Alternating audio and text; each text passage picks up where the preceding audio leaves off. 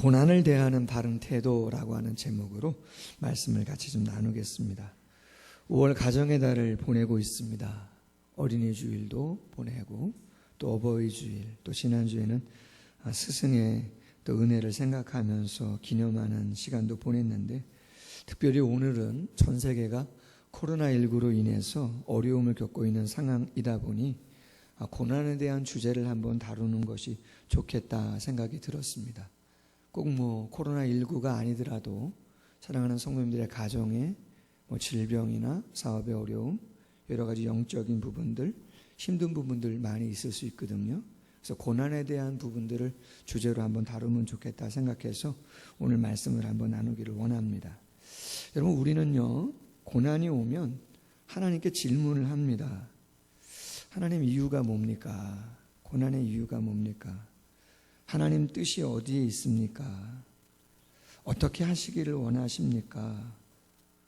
이러한 질문들을 하나님께 당연히 하게 되어져 있습니다.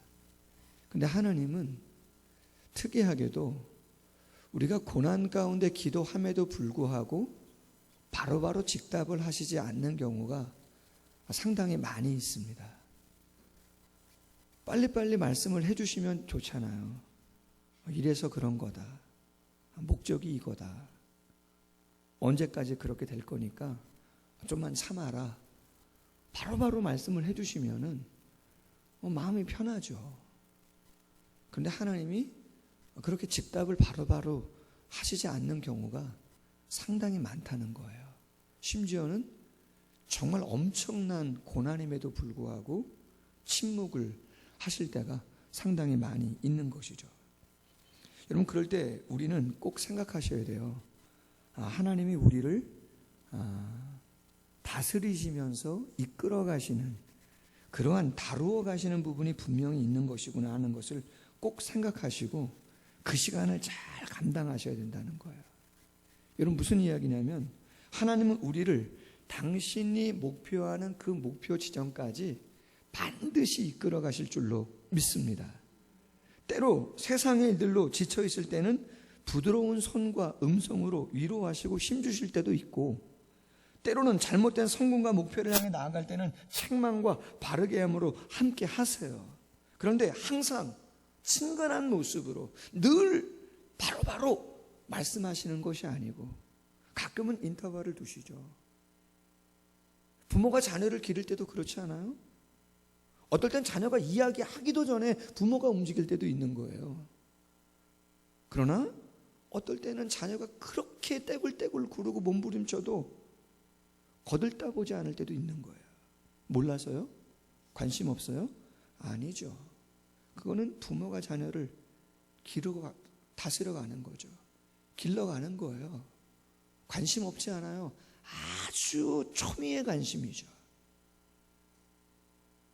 오늘 그런 의미에서 고난 가운데 있는 우리를 다루어 가시는 하나님의 방법 한 가지를 한번 묵상하고자 합니다. 첫 번째 제목, 인과론과 하나님의 침묵이라고 하는 제목이에요. 오늘 본문의 주인공은 너무나 잘 아는 욥이죠. 아브라함, 이삭, 야곱 시대에 같이 살았던 사람이라고 일컬어집니다.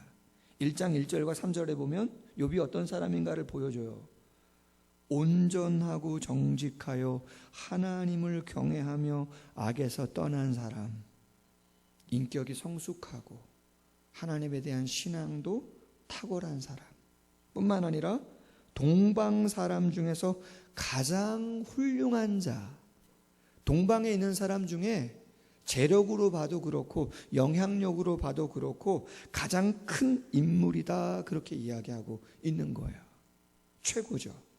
자, 그런데 우리가 아는 것처럼 1장에서 하나님과 사탄 사이의 대화의 결과로 인해서 목숨을 제외한 모든 걸 다 잃어버려요.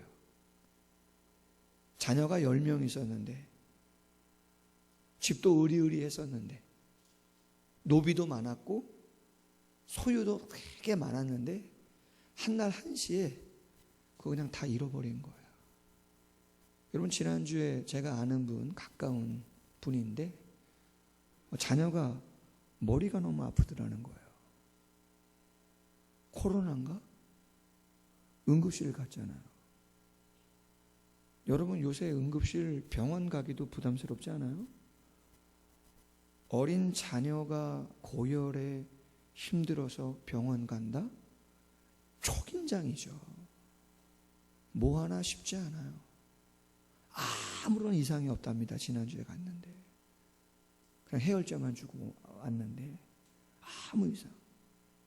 여러분 그래도 불안하고 두렵잖아요. 자녀가 10명인데 10명이 다 죽었다는 거잖아요. 한 명만 다쳐도 죽겠는데 엄청난 고난이죠. 그런데 고난 가운데 가장 힘든 게 뭐냐? 그 고난을 내 스스로 감당하는 것도 어려움에도 불구하고 한쪽에 위로하고자 왔던 친구들은 인과론을 통해 가지고 욥을 정죄해요. 뿐만 아니라 하나님을 믿고 하나님을 경외했던 욥이기 때문에 하나님께 찬양하며 그 시간을 감당하려고 애를 쓰는데 하나님이 바로바로 뭔가 메시지를 주시면 좋은데 침묵을 하시니까 너무나 욥이 힘든 거죠. 여러분 욥기서는 전체가 42장으로 되어 있어요. 짧지 않아요. 1장과 2장 욥이 무슨 고난을 당했는가 기록하고 있어요. 38장부터 42장은 하나님이 임재하셔서 말씀하시는 장면이고 마지막 장면은 배의 축복을 기록하고 있어요. 그럼 나머지 3장부터 37장까지 전체 4분의 3이 더 되는 그 많은 분량은 도대체 무슨 내용이 기록되어 있느냐? 그건 한마디로 말하면 욥과 그를 위로하러 왔던 세 친구의 대화죠. 변론이에요. 1차, 2차, 3차에 걸친 변론이에요. 그럼 변론의 내용이 뭡니까? 이거죠. 욥, 네가 잘못해서 그래. 가장 연장자인 엘리바스라고 하는 사람은 다른 말 하지 않아요. 욥기서 4장 7절 이하에서 이렇게 말합니다. 야, 생각해봐라 욥. 죄 없이 망한 자가 누구냐? 정직한 자의 끊어짐이 어디 있느냐? 내가 보건대 악이 밭 깔고 독을 뿌리는 자는 그대로 거두는 거야. 다 하나님의 입의 기운, 그 입의 기운에 멸망하고 그 콧김에 사라지는 거야. 너 죄져서 그런 질벌 고통 당하는 거야. 잘 생각해봐. 그럼 친구가 맞는 거예요? 아니죠. 빌달세라는 사람은 이렇게 말합니다. 욥기서 8장 3절에서 전능하신 이가 어찌 공의를 굽게 하겠느냐? 너의 자녀들이 주께 득죄하였으므로 주께서 그들을 죄에 붙이신 것 아니겠느냐? 그렇게 이야기하는 거예요. 네가 교통사고 당한 거? 네가 사업이 안 되는 거? 네 몸이 아픈 거? 다 네 자녀들이 하나님께 죄 지어서 그렇게 된 거야.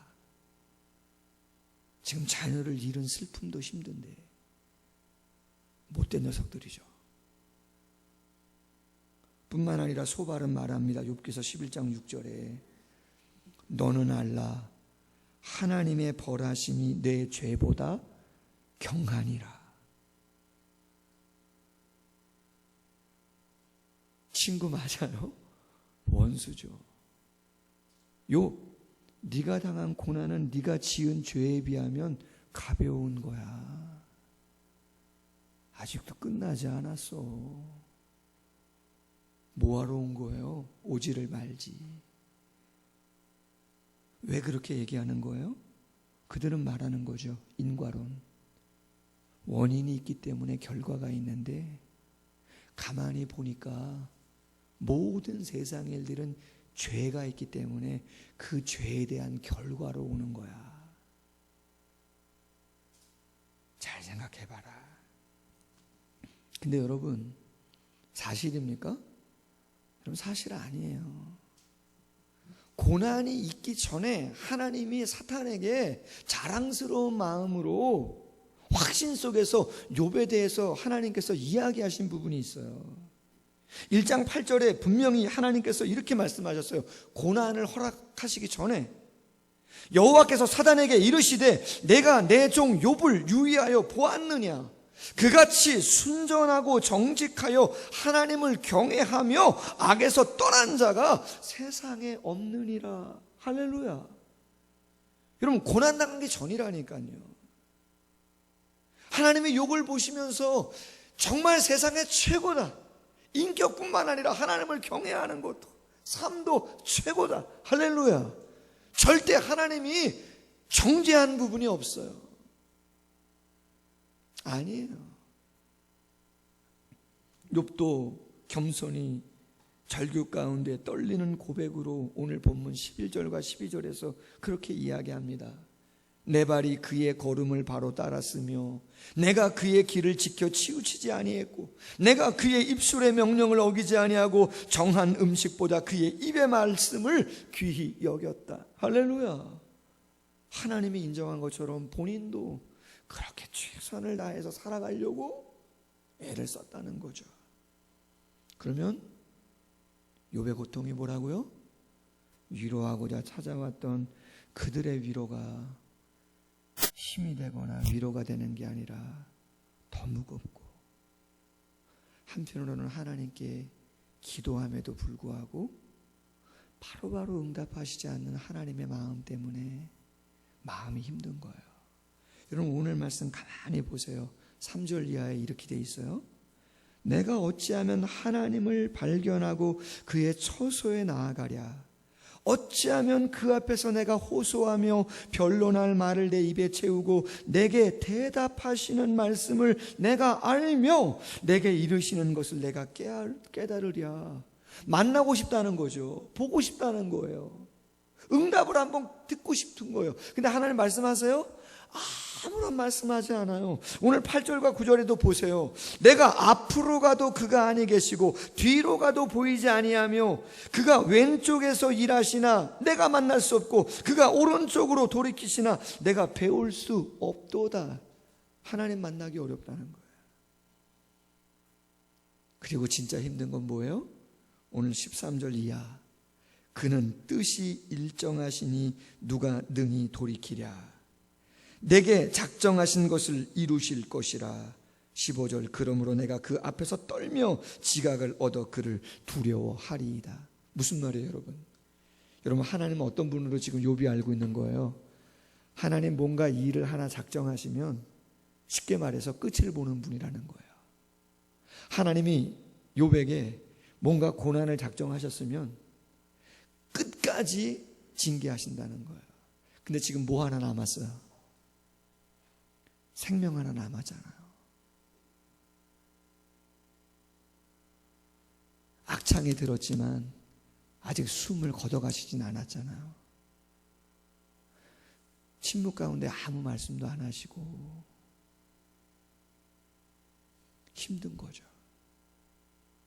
내 사업장이 어려운데, 내 자녀가 힘든데, 내 몸은 아픈데. 코로나19 왜 힘든 거예요? 여러분, 언제 끝난답니까? 언제 끝난답니까?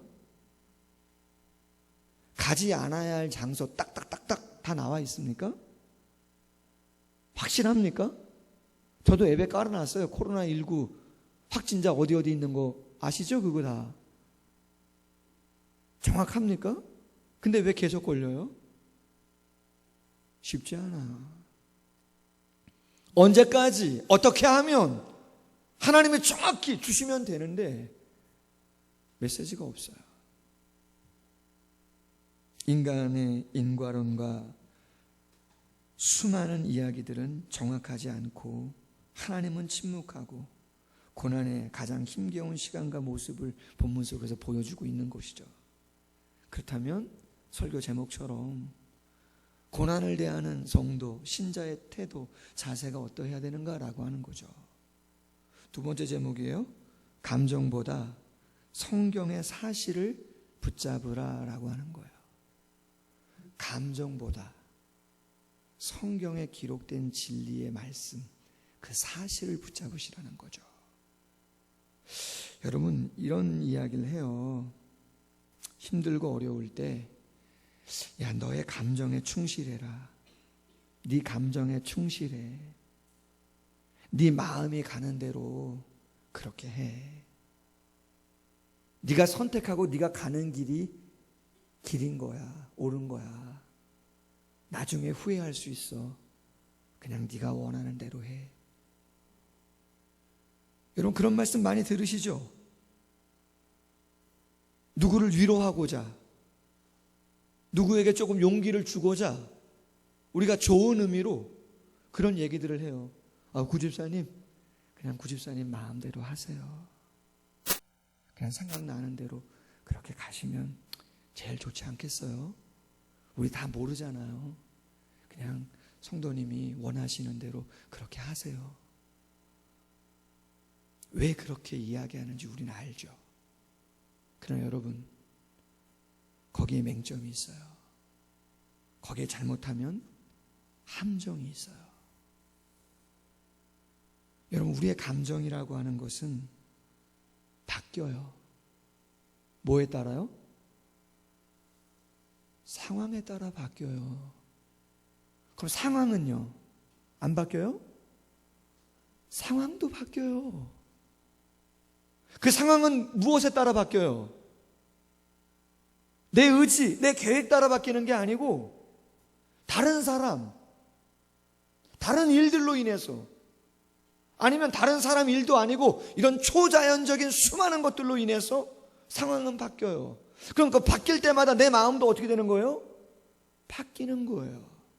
그럼 내가 삶을 상황 따라, 내 바뀌는 감정 따라 그렇게 살아가면 후회하지 않습니까? 아니요.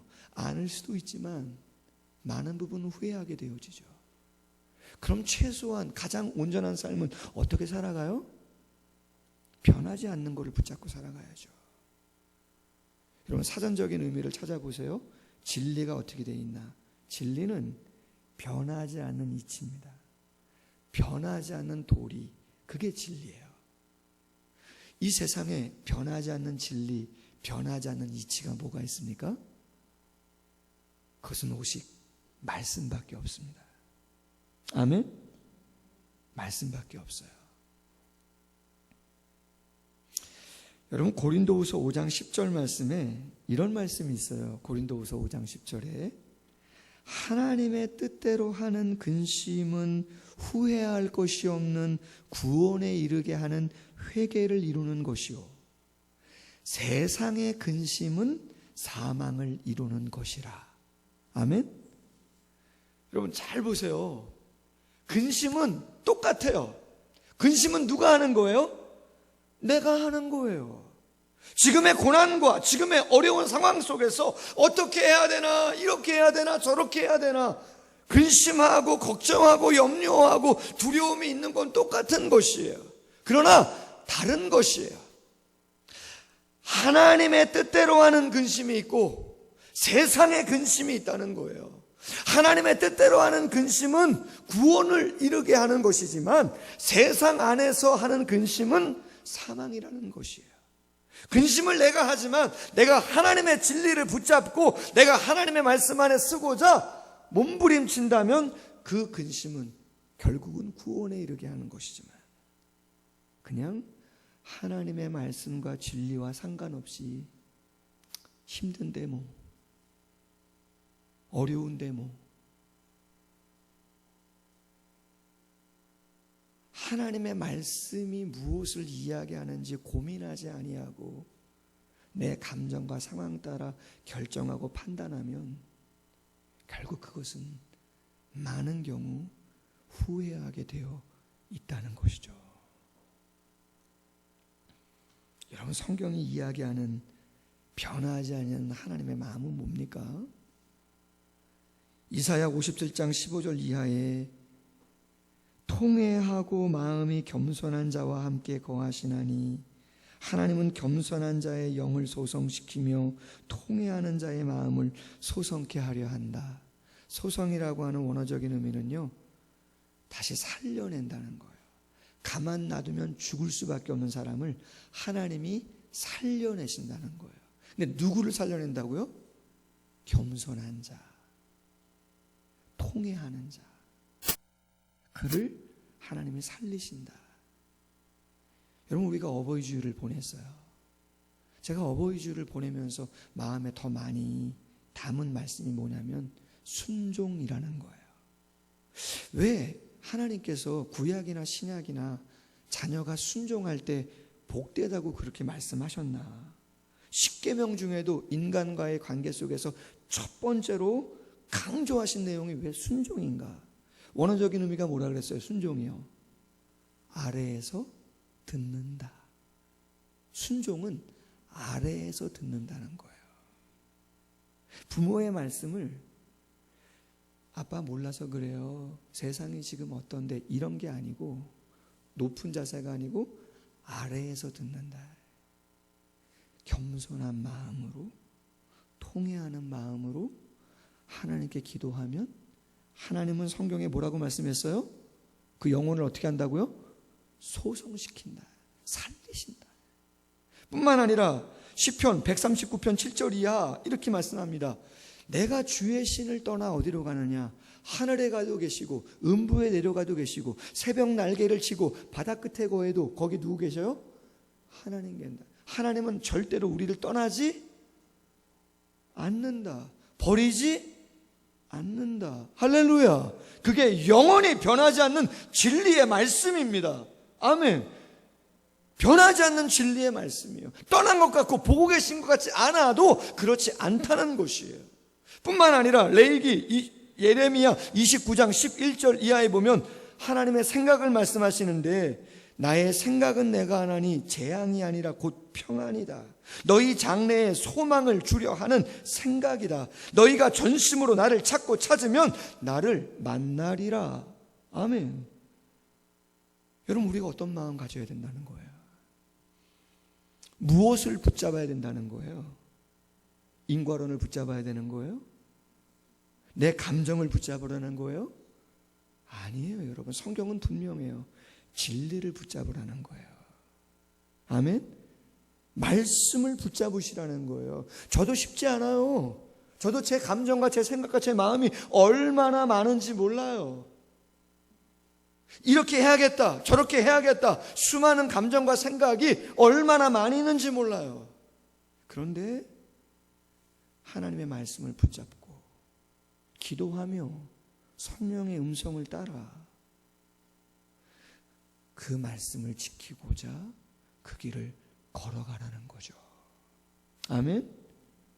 그렇지 않으면 세상 근심하다 네가 원하는 대로 해, 네 마음 가는 대로 해, 그래야지 후회하지 않아. 그거는 연약한 인간의 말이에요. 정답 아니에요. 정답은 진리 가운데 있는 것이죠. 여러분, 세 번째 제목이에요. 실수하지 않으시는 하나님을 의지하자라는 제목이에요.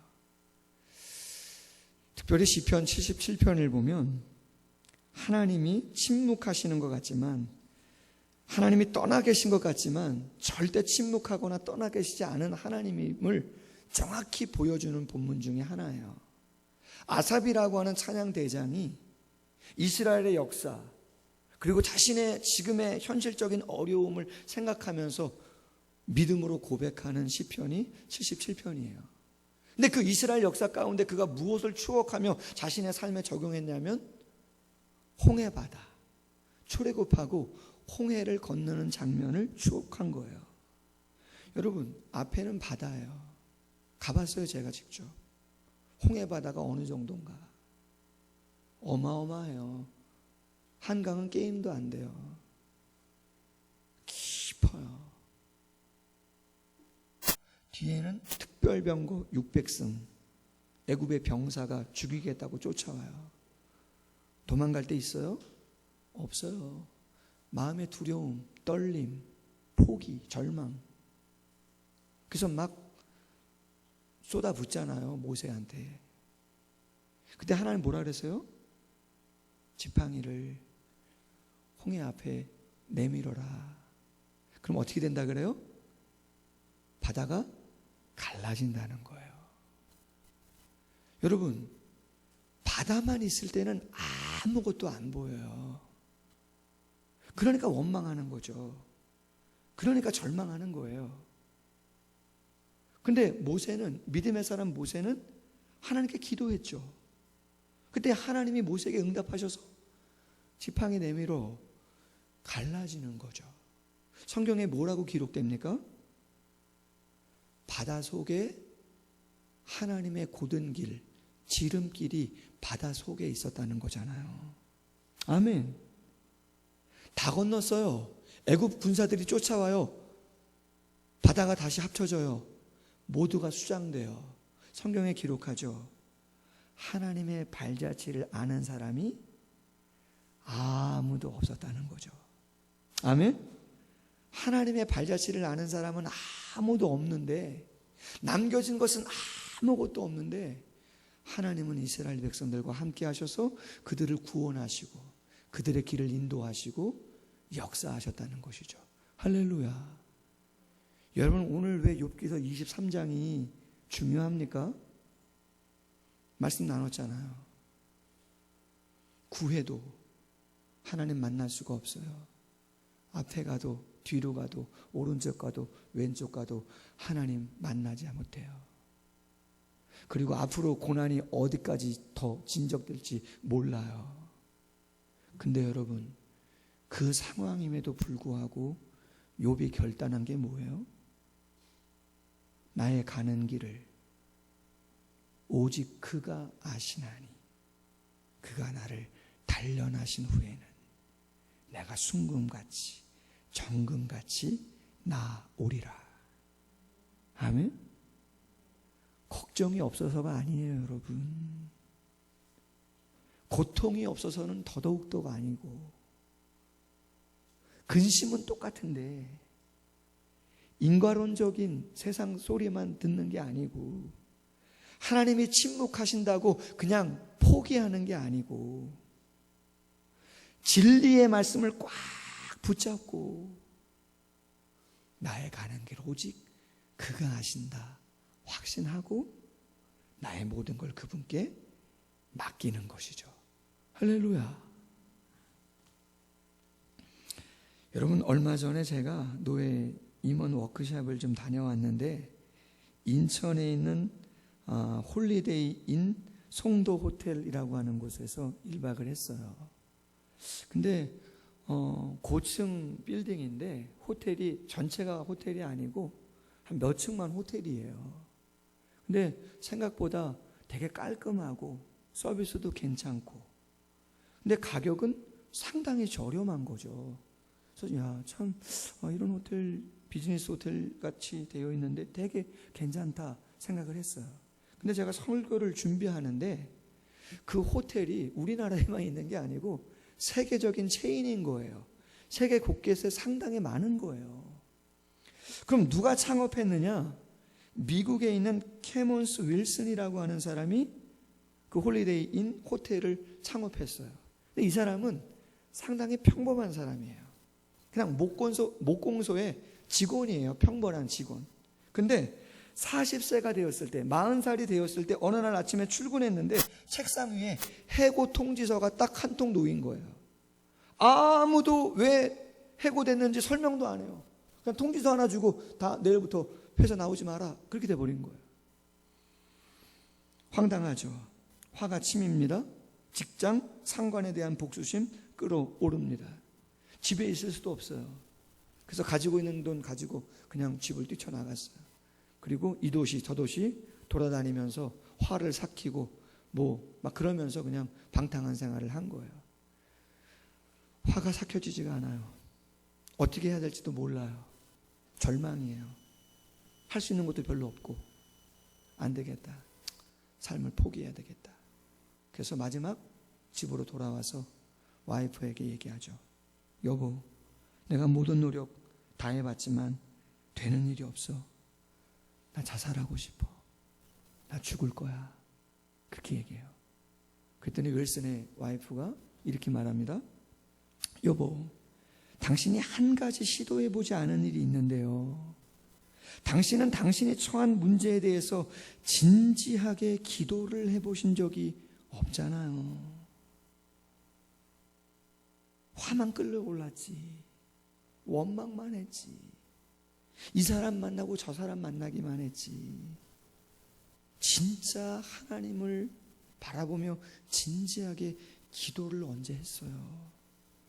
우리 한번 기도합시다. 할렐루야. 전심으로 기도합시다.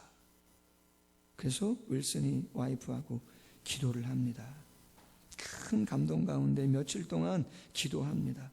그랬더니요, 풀리지 않던 해고를 시킨 상사에 대한 미움과 분노가 사그라듭니다.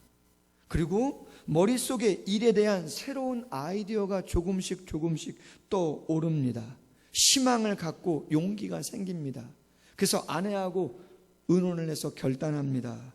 집을 담보로 융자를 조금 얻어서 조그만 건축 사무소를 한번 차려보자.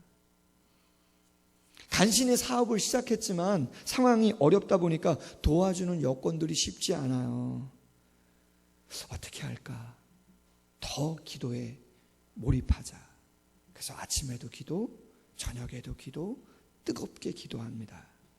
그랬더니 하나님께서 귀한 소원을 주시는데 어떠한 소원을 주시냐면 이런 거예요. 그래, 내가 절망해서 방황하면서 이 도시 저 도시 다니면서 좀 잠자리를 또 식사를 하려고 숙박업소를 찾았는데 좀 괜찮아 보이는 호텔들은 비싸요, 안 비싸요? 다 비싸고, 싼 숙박업소는 시설이 너무나 허름한 거예요. 분위기가 너무나 안 좋은 거죠.